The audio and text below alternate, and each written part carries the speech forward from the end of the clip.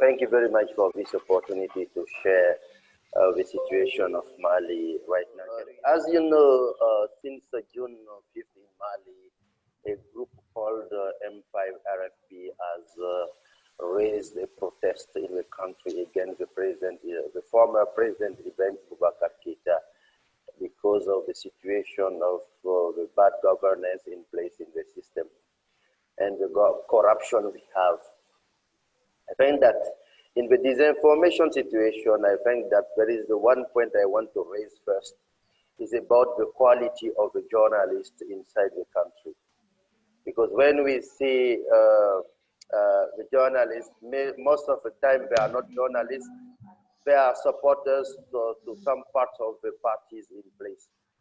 People who are supporting, or journalists who are supporting the power, they say some information in the same situation. And in other hand, we have some other people who are calling journalists that supporting the opposition parties, and they are saying the same, telling the same narrative about the same situation.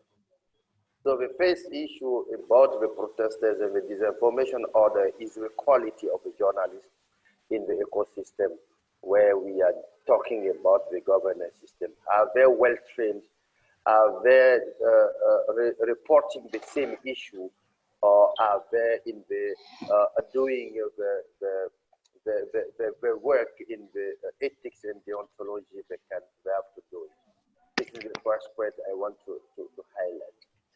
The second point, where we are having this kind of protection and have this disorder in place, is about the ignorance of the people themselves, the citizens. How can we imagine a country like Mali where we have more than 80 or 90% who are ignorant about the current situation, who cannot understand the language politics are using, the language politicians are using, or the language people are using to protest? The third point is about using the youth against in the situation of protesting, because we are in a situation where people are not working, they are jobless people, they don't know how to do, and these politicians are using fake news and using the youth inside the country to protest against the president and the regime.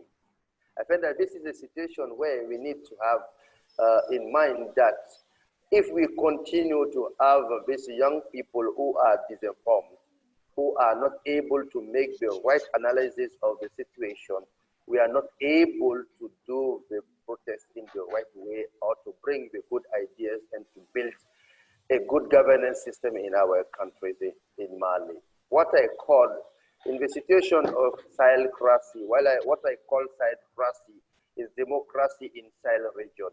You know that in Mali and the G5 countries, we are facing the jihadist and terrorism attacks along the countries.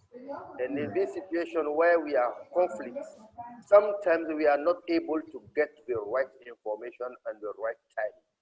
And the jihadists and the army, and instead that the people in power are using sometimes disinformation to manage the situation. This is something I want to highlight, to say that if we want to continue to deep the democracy in Sahel region in general, but particularly in Mali, we need to have the young people who are well informed. We need to have good journalists. We need to have, to work for peace and security and development alongside the region.